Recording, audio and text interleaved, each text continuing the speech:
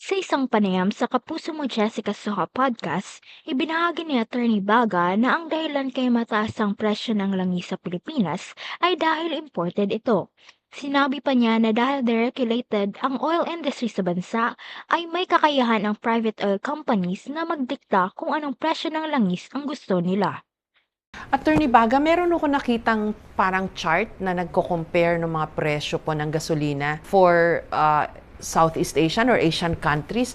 Bakit ho ang taas, ang mahal ng gasolina ng Pilipinas? Karamihan po nito imported na yung ating mga langis. Pangalawa po, dahil nga po deregulated ang ating oil industry, the private oil companies can dictate at will kung ano po yung gusto nilang oil prices. Malaki po yung kanilang profit margin dyan.